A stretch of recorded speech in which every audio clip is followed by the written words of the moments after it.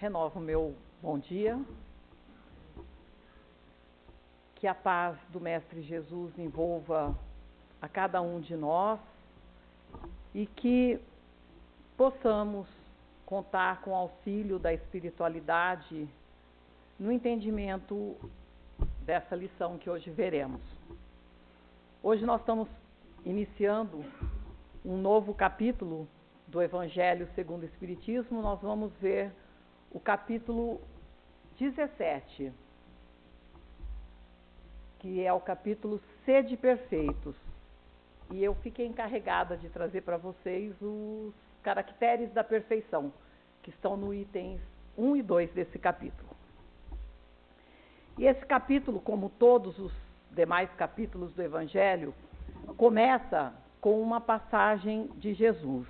E essa passagem está narrada em Mateus, capítulo 5, nos versículos 44, 46, 47 e 48. Vejamos a passagem. Amai os vossos inimigos, fazei o bem àqueles que vos odeiam e orai por aqueles que vos perseguem e vos caluniam. Porque se não amais senão aqueles que vos amam, que recompensa com isso tereis? Os publicanos não o fazem também? E se vós não saudardes senão vossos irmãos, que fazeis nisso mais que os outros? Os pagãos não o fazem também? Sede, pois, vós outros perfeitos, como vosso Pai Celestial é perfeito. É importante lembrar aqui que um dos objetivos fundamentais de Jesus com a sua vinda na Terra foi o de estimular a criatura humana nas sendas do progresso.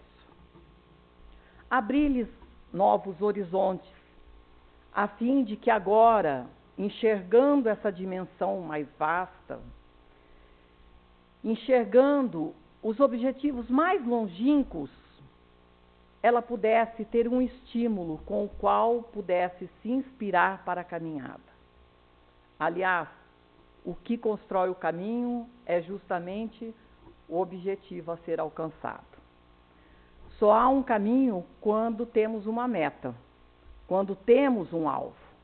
Quando não temos, não há caminho, não sabemos para onde vamos. Mas Jesus, com o seu Evangelho, nos deu esse norte. E depois veio a doutrina espírita alargar essa compreensão do seu Evangelho.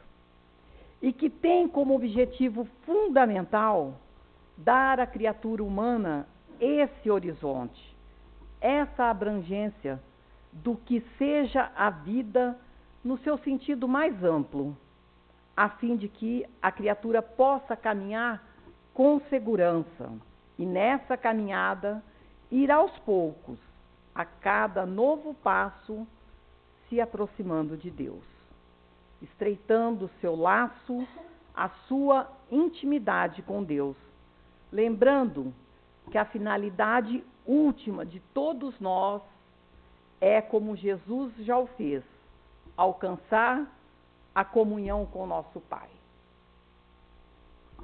Por isso, dirá Emmanuel, em verdade, aprendemos com Jesus e com o Evangelho a ciência divina da ligação com o Pai. Veja só que bonita definição. Ciência divina da ligação com o Pai. Esse é o objetivo do Evangelho. É isso que Jesus fez questão de trazer a todos nós, com a sua vida e também com as suas lições. Jesus, como o maior espírito, o de maior evolução que aqui já esteve, tem a capacidade de sintetizar muito em pouco. Ele tem a capacidade de sintetizar muitas vezes uma enciclopédia ou toda uma ciência em uma simples frase. Lógico que para aqueles que têm olhos de ver e ouvidos de ouvir. Essa é uma característica dos espíritos superiores, que dirá de espíritos crísticos, como é a condição do mestre.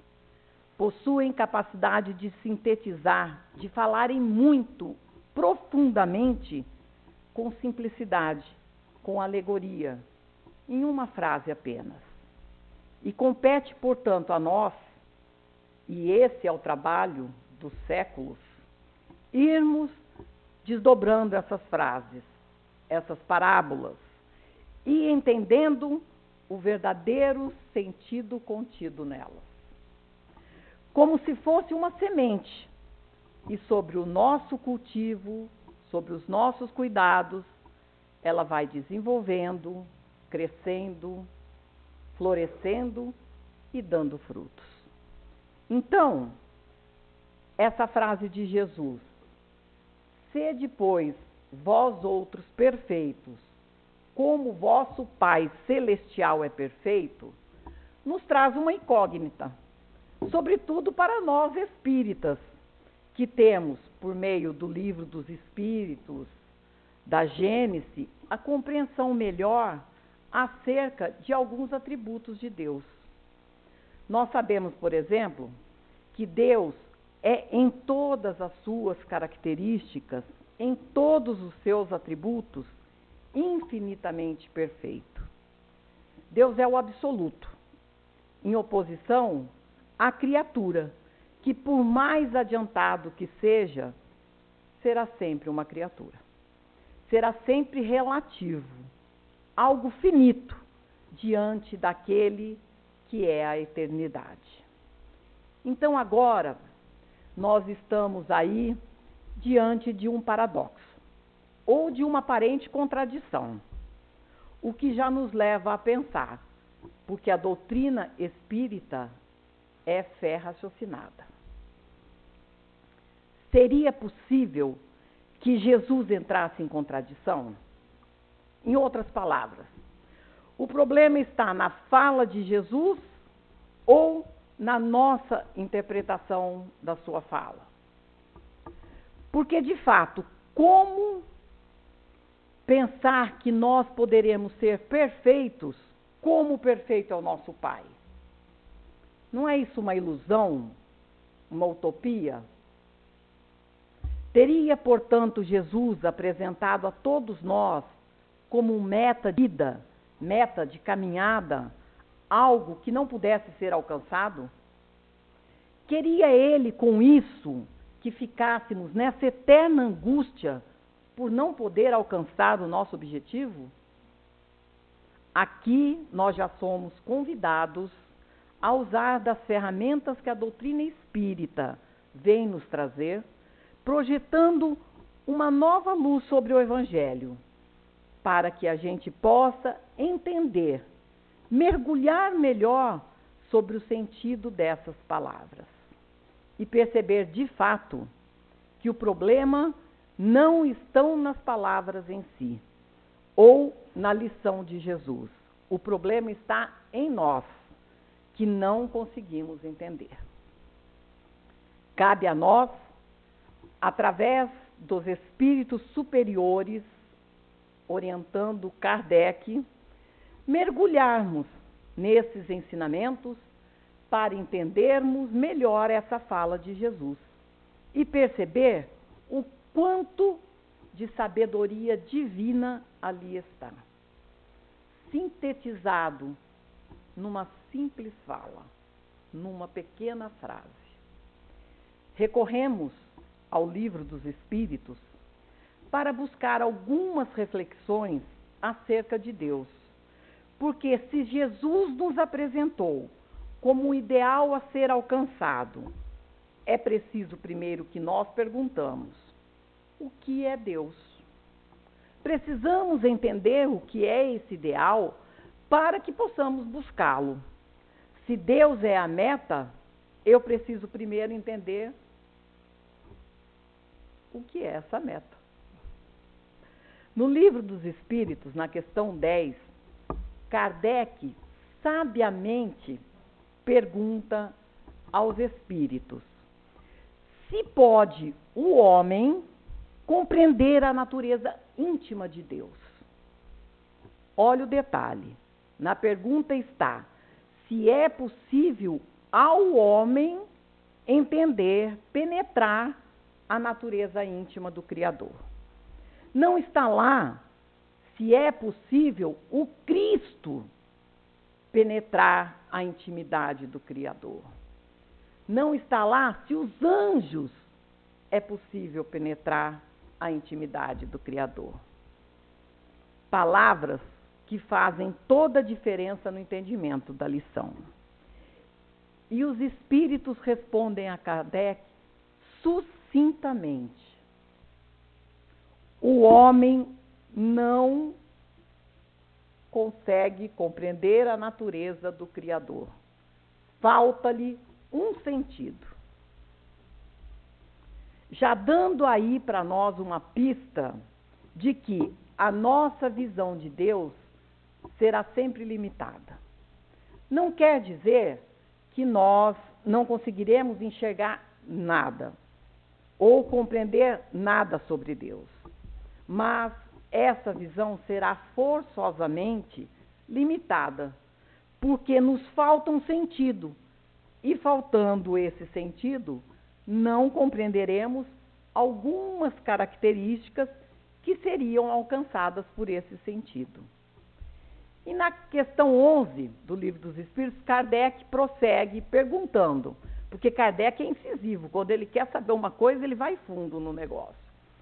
Aí ele diz, bom, já que não é dado ao homem essa compreensão, será dado então um dia ao homem compreender essa natureza íntima de Deus?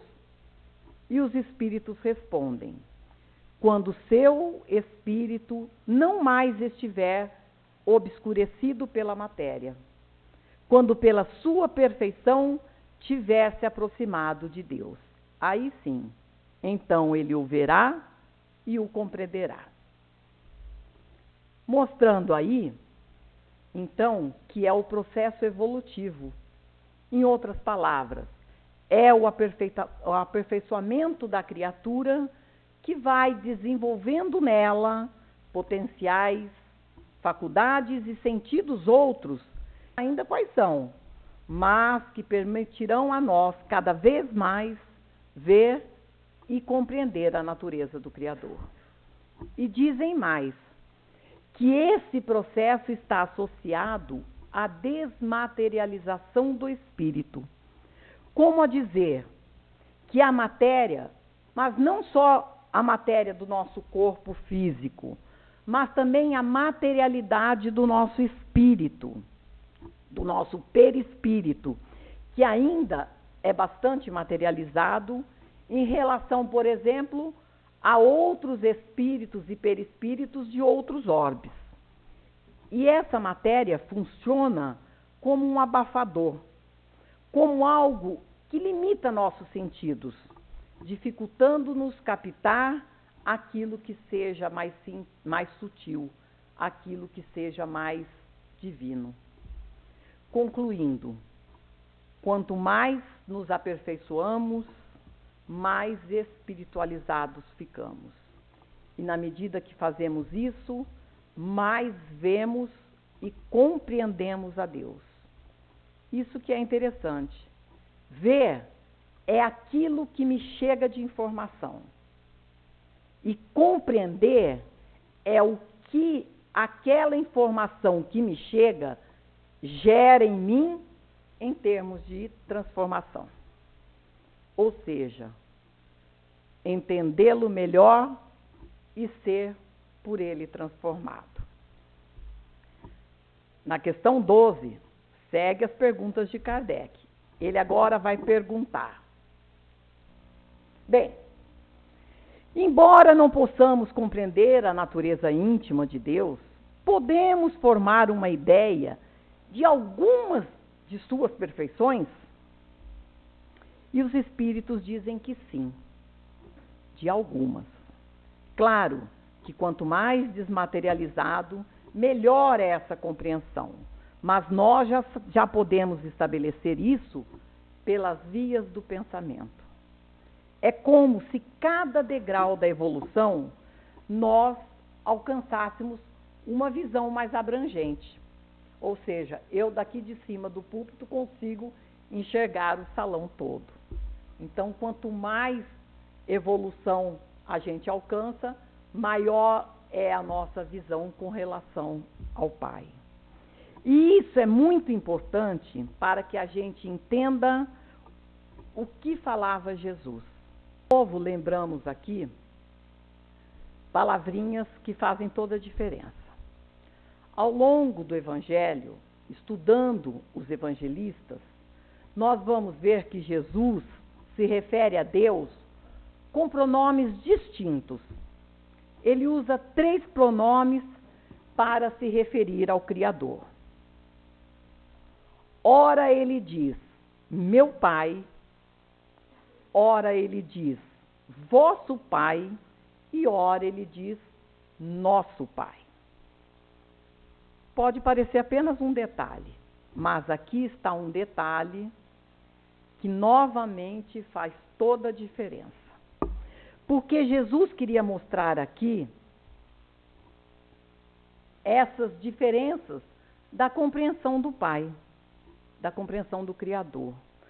Quando ele diz, meu Pai, ele fala da sua visão de Deus, que nós não podemos sequer imaginar qual seja. Porque, tendo ele a condição de espírito crístico, possui capacidades, potenciais, recursos que nós ainda estamos muito distantes de entender. E, naturalmente, a visão que ele tem do Criador é completamente distinta da nossa, embora a dele englobe a nossa visão. A nossa visão está englobada dentro da visão de Jesus, mas a dele é significativamente maior que a nossa. Portanto, quando ele quer referir a nossa visão de Deus, ele diz, vosso Pai. E quando ele quer dizer daquilo que é comum às duas visões, ele diz, nosso Pai. Por isso, o Pai Nosso. Quando fala no aspecto de Pai, do Criador, do amor divino. Então, Jesus adequa esses pronomes, dando-nos a pista para o entendimento da lição. Dando-nos a entender que quer com isso que pensemos que visão de Deus que ele trata. Por isso a gente vai ver em João, capítulo 20, versículo 17, quando Jesus está falando com Madalena, após a sua ressurreição, Jesus diz a ela, vá dizer aos meus irmãos que eu subo para o meu Pai e vosso Pai, o meu Deus e o vosso Deus. Por que separar, senão para dizer a nós sobre essa diferenciação de visão do Criador? No capítulo 18, no capítulo 1, logo no início de João, no versículo 18, está assim, ninguém jamais viu a Deus. O evangelista João que diz isso. E nesse mesmo capítulo, ele ainda completa. Nós ainda não o conhecemos. Estamos muito distantes de vê-lo, de conhecê-lo. Mas Jesus, que lá estava, veio para nos revelar. Mais adiante ainda, no Evangelho de João, capítulo 8, no versículo 55, Jesus diz de maneira até espirituosa, vocês não conhecem o Pai, eu, porém, o conheço. E se eu disser que não o conheço, serei mentiroso como vós. Mas eu o conheço e observo a sua palavra. Jesus diz isso mostrando a discrepância entre a sua e a nossa visão. E mostrando por isso, e em consequência disso, qual era uma das suas principais tarefas: abrir um pouco mais para nós esses horizontes do Criador, da divindade e as suas características. Assim, então, a gente pode agora entender melhor essa fala de Jesus, porque agora ela ganha um sentido completamente diferente. Em usando o pronome vosso, e olha a sabedoria do Mestre, é como se ele criasse ali um ciclo infinito de crescimento, de evolução. Porque Deus é uma fonte inesgotável de perfeições. E à medida que alcançamos um patamar, nossa visão se amplia e a meta a ser buscada está sempre além. Ao estabelecer como referencial para cada criatura de Deus, mas Deus, na compreensão que lhe é possível, ele estabelece uma meta, um ideal a ser alcançado. E é o que Jesus aqui nos apresenta. Deus estará sempre no horizonte. Quanto mais caminhamos, mais vemos a grandiosidade da jornada a ser empenhada e mais estímulo teremos para caminhar. É, portanto, isso que Jesus quis dizer. E a doutrina espírita, na medida que vai abrindo nossa consciência para novos horizontes, nos estimulando a caminhada do aperfeiçoamento, vamos entendendo melhor a Deus. Pelas vias do estudo, pelas vias do trabalho, pelas vias do esforço, que vão desenvolvendo em nós uma intuição e novas possibilidades de compreensão, alargando as nossas mentes, a nossa consciência, compreendemos melhor o Criador e seus atributos, que passam a ser para nós balizas da nossa jornada. Passam a ser orientadores da jornada, porque os atributos são os melhores critérios para sabermos se estamos caminhando no sentido adequado. Kardec, no Livro dos Espíritos, na questão 16, nos comentários, ele diz: não sabemos tudo o que ele é, mas já sabemos o que ele não pode deixar de ser.